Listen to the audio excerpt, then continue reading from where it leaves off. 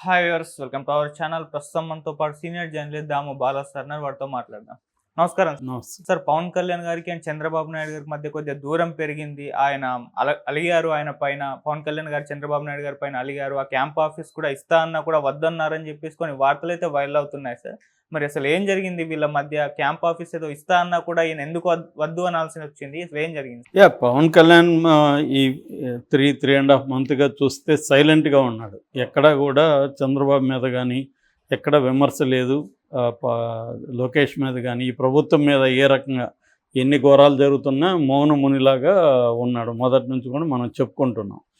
మొన్నటికి మొన్న మచిలీపట్నంలో వాళ్ళ జనసేన నాయకులు ఇల్లు కూలగొట్టి అతని జనసేన నాయకుడి చేత తెలుగుదేశం నాయకుడు కాళ్ళు పట్టించుకొని ఆ వీడియో వైరల్ చేసినా కూడా పవన్ కళ్యాణ్ నాకు కనపడదు సార్ అన్నట్టుగా సైలెంట్గా ఉండిపోయాడు.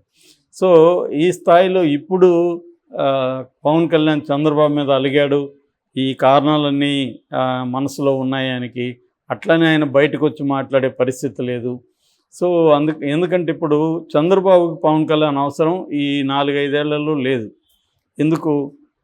ఆయన మీద ఆధారపడి చంద్రబాబు ప్రభుత్వం ఫామ్ చేయలేదు. చంద్రబాబుకే 135 సీట్స్ ఉన్నాయి, బ్రహ్మాండమైన మెజార్టీ ఉంది. కాబట్టి పవన్ కళ్యాణ్ గట్టిగా గొడవ చేసి బయటికి వెళ్తే నష్టం పవన్ కళ్యాణ్కి తప్ప చంద్రబాబుకి ఏం లేదు. ఇప్పటికీ నెక్స్ట్ ఎలక్షన్లో మళ్ళీ వేరే విషయం. సో అందుకని పవన్ కళ్యాణ్ కూడా ఇది రాక 10 ఏళ్ల తర్వాత వచ్చిన అధికారం, ఇప్పుడు మనం ఏదైనా గొడవలు చేసి బయటికి వెళ్తే మనకే నష్టం అని సైలెంట్గా ఉన్నాడు అనేది ప్రధానంగా అందరూ చెప్తున్న మాట. ఓకే. సో ఆ యాంగిల్లో చూసుకున్నప్పుడు ఇప్పటి వరకైతే ఎక్కడా కూడా పవన్ కళ్యాణ్ చంద్రబాబు మీద కానీ లోకేష్ మీద కానీ చిన్న విమర్శ చేయడం కానీ అసంతృప్తి కానీ ఎక్కడా కనబడలేదు. కానీ ఫస్ట్ టైం ఇప్పుడు చంద్రబాబు మీద లోకేష్ మీద పవన్ కళ్యాణ్ అలిగాడు అనే ఒక వార్త వస్తుంది.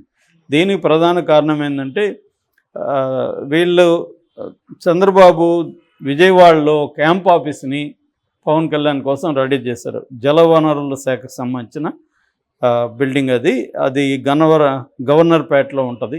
దాన్ని ఇచ్చారు. దానికి సంబంధించి 82 లక్షలు ఖర్చు పెట్టి ఫర్నిచరు ఇతర సామాగ్రి అవన్నీ కూడా అక్కడ రెడీ చేశారు.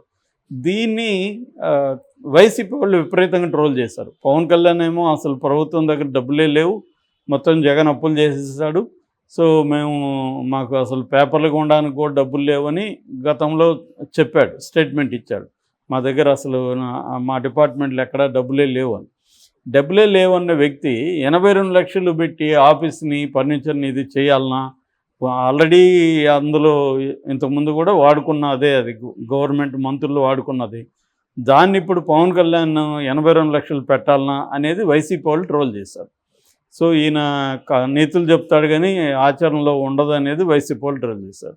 దీనికి మన పవన్ కళ్యాణ్ హర్ట్ అయినట్టు తెలుస్తుంది. ఎందుకంటే ఇదంతా కూడా తెలుగుదేశం వాళ్ళే చేశారు, నేను అడగలేదు. 82 లక్షలు పెట్టి నాకు ఇవన్నీ చేయమని నేను అడగలేదు, వాళ్ళే చేశారు. వాళ్ళే చేసి 82 లక్షలు దేనికి అయిందని వాళ్ళే లీక్ చేశారు. అంటే వాళ్ళేమనుకున్నారు తెలుగుదేశం వాళ్ళు, మేము చూడు పవన్ కళ్యాణ్ కోసం ఎంత శ్రద్ధ తీసుకొని చేస్తున్నాం అనేది వీళ్ళు అనుకొని ఉండొచ్చు. కానీ అది రివర్స్లో వైసీపీకి ఉపయోగపడుతుంది అనేది వాళ్ళకి తెలియకపోయి ఉండొచ్చు. ఏదేమైనా పవన్ కళ్యాణ్ ఈ విషయంలో హర్ట్ అయ్యాడని, సో అందుకని చంద్రబాబు ఒక లెటర్ రాస్తాడు, నాకు ఈ క్యాంప్ ఆఫీస్ వద్దు, మీరే దేనికైనా వాడుకోండి, నేను మంగళగిరిలో ఉన్న ఇంటినే క్యాంప్ ఆఫీస్గా వాడుకుంటాను అని లేఖ రాశాడు. ఈ లేఖ ఇప్పుడు సంచలనం అవుతుంది. పవన్ కళ్యాణ్ ఒకవేళ ఇప్పుడు వైసీపీ వాళ్ళు అన్నిటికీ విమర్శిస్తుంటారు, వాళ్ళ పనే అది. సో వైసీపీ విమర్శలకి పవన్ కళ్యాణ్ హర్ట్ అవ్వాల్సిన అవసరం ఉంది. సో మామూలుగా ఆఫీసులు అంటే జగన్ అయినా ఇంకొకరైనా ఖర్చు పెట్టుకుంటుండ్రు. సో ఫర్నిచర్కి ఇప్పుడు పాత వాళ్ళు వాడి ఉండొచ్చు, దాన్ని మళ్ళీ అప్డేట్ చేయాలి, ఫర్నిచర్ కొన్ని సామాగ్రిలు తెచ్చుకోవాలి, ఇవన్నీ ఖర్చు అవుతూ ఉంటుంది మామూలుగా. సో దీనికి పవన్ కళ్యాణ్ జంకి వెళ్ళిపోయాడంటే నమ్మే ప్రసక్తి కనిపించట్లేదు. అందుకని పవన్ కళ్యాణ్ తెలుగుదేశం వాళ్ళ మీదే అలిగాడు అన్న వార్త అయితే వైరల్ అవుతుంది. రెండో వెర్షన్ ఏమొస్తుందంటే అసలు ఈ క్యాంప్ ఆఫీసు, ఈ గవర్నర్పేటలో ఉండే క్యాంప్ ఆఫీసు వాస్తు సరిగా లేదు అనేది పవన్ కళ్యాణ్కి తెలిసింది. ఎందుకంటే వాస్తు అంటే గతంలో దాన్ని 2014 నుంచి 19 వరకు దేవినేని ఉమ వాడాడు. ఆ తర్వాత దేవినేని ఉమ ఏమయ్యాడో మనకు తెలుసు. ఆ తర్వాత బొత్స సత్యనారాయణ వాడాడు, తర్వాత అనిల్ యాదవ్ వాడాడు, వీళ్ళందరూ కూడా ఓడిపోయారు. సో అందుకని వీళ్ళలాగా మళ్ళీ నాకు బ్యాడ్ అవుతుందేమో ఈ ఆఫీస్లో ఉంటాయి 2029కి అని పవన్ కళ్యాణ్ అవాయిడ్ చేశాడనేది జనసేన వాళ్ళు ప్రచారం చేస్తున్నారు. ఎందుకంటే పవన్ కళ్యాణ్కి విపరీతమైన సెంటిమెంట్ ఉన్నాయని మనకు తెలుసు. ఆయన ప్రతిదీ సెంటిమెంట్లు, చివరికి ఉంగరాలు అవన్నీ కూడా వేసుకున్నాడు ఆయన. నాగా ఉంగరం అట్లాంటిది ఏదో ఉన్నాయి కదా, అవన్నీ వేసుకున్నాడు. సో అందువల్ల కూడా అయ్యుండొచ్చు అనేది ఇంకొక వెర్షన్. నిజంగా అలిగాడని వైసీపీ వాళ్ళు చెప్తున్నారు తప్ప నిజంగా అలిగాడా లేదనేది ఎవరికి తెలీదు. తెలుగుదేశం వాళ్ళు అయితే హర్ట్ అయినట్టు కనపడుతుంది. మేము ఇంత 82 లక్షలు ఖర్చు పెట్టి ఇస్తే దాన్ని వద్దంటాడు ఏంటి తను, అనవసరంగా ఇప్పుడు ఖర్చు పెట్టినట్టే కదా అనేది తెలుగుదేశం వాళ్ళ ఫీలింగ్. సో మేము ఇస్తే కూడా వద్దని వాళ్ళ ఇంటికి వెళ్ళడం అనేది తెలుగుదేశం వాళ్ళు హర్ట్ చేయనట్టుగా వాళ్ళు ఫీల్ అవుతున్నాం, ముఖ్యంగా చంద్రబాబుని.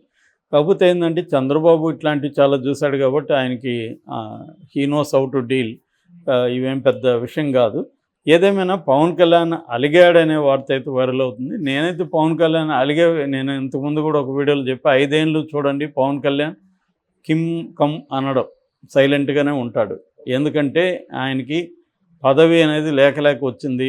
5 మంత్రిత్వ శాఖలు వచ్చాయి. సో ఇప్పుడు చంద్రబాబు మీద లోకేష్ మీద కోపం చేసుకుంటే ఆయనకే ఇబ్బంది. పవన్ కళ్యాణ్ తెలివైనోడు, అట్లాంటి పనులు చేయడు. ఆయన ప్రజల కోసం ఇంకొకరి కోసం నిలబడే వ్యక్తి కాదు, తన కోసం తను నిలబడే వ్యక్తి. సో అది ఆల్రెడీ క్లారిటీ అందరికీ వచ్చేసింది. ఎందుకంటే దారుణమైన వరదలు జరుగుతుంటే విజయవాడ ఆయన పత్తాలేడు, సింగపూర్ వెళ్ళాడు, మళ్ళీ వచ్చేదో దాన్ని కవర్ చేసుకున్నాడు. అట్లాగే ఆంధ్రప్రదేశ్లో అనేక ఘోరాలు జరుగుతుంటే ఎక్కడా కూడా దాన్ని ఖండించిన బాపత లేదు. తను ఒక మామూలు మంత్రిలాగా సైలెంట్గా పనిచేసుకుంటూ వెళ్తున్నాడు తప్ప ఒక పార్టీ నాయకుడిలాగా ప్రజలకి తాను కూటమి తరపున అనేక హామీలు ఇచ్చిన వ్యక్తిలాగా ప్రవర్తించట్లేదు. ఆయన అనేక హామీలు నేను గ్యారంటీ, చంద్రబాబు తరపున నేను నిలదీస్తాను, అమలు కాకపోతే అని మాట్లాడిన వ్యక్తి ఇప్పటివరకు 3.5 నెలలు అయిపోయింది. ఇప్పటివరకు చంద్రబాబు ప్రవేశపెట్టిన సూపర్ 6 పథకాలు ఏది అమలు చేయట్లేదు. ఒక పెన్షన్ పథకం తప్ప ఇంకేది కూడా అమలు చేయట్లేదు. ఎప్పుడు అమలు చేస్తారో కూడా తెలియదు. ఫ్రీ బస్సు దగ్గర నుంచి, తల్లికి వందనం దగ్గర నుంచి, రైతు భరోసా దగ్గర నుంచి, గ్యాస్ సిలిండర్లు, తర్వాత నిరుద్యోగ భృతి, 18 ఏళ్ళు నిండిన వాళ్ళకందరికీ 2500 మహిళలకి 0 వడ్డీ, ఇలాగా రకరకాల పథకాలు ఏవి కూడా ఇప్పటివరకు అమలు కాలేదు. పైగా ఉన్న వ్యవస్థల్ని, సచివాలయాన్ని ఆపేశారు, తర్వాత వాలంటరీ వ్యవస్థని ఆపేశారు. ఇవన్నీ చేస్తుంటే పవన్ కళ్యాణ్ ఎక్కడా మాట్లాడట్లేదు. దానికి సంబంధించి సంజాయిషి ప్రజలకు ఇవ్వాలనేది కూడా అతనికి లేదు. సో ఈ కాంటెక్స్లో పవన్ కళ్యాణ్ చంద్రబాబుకి వ్యతిరేకంగా తిరుగుబాటు చేయడమో లేకపోతే అలగడం కూడా చేయడు. మామూలుగా అలకంటే ఏంటంటే బలహీనులు చేసే పని. బలవంతుడు కూడా అలగడు. నేను ఎప్పుడు అలుగుతాను నీ మీద అంటే, నేను నీతో డీల్ చేసే సత్తా లేకపోయినప్పుడు నేను అలుగుతా. అంటే నీకంటే నేను వీక్ అయితేనే నేను అలుగుతాను. ఎవడైనా అలిగాడంటేనే అర్థం అది.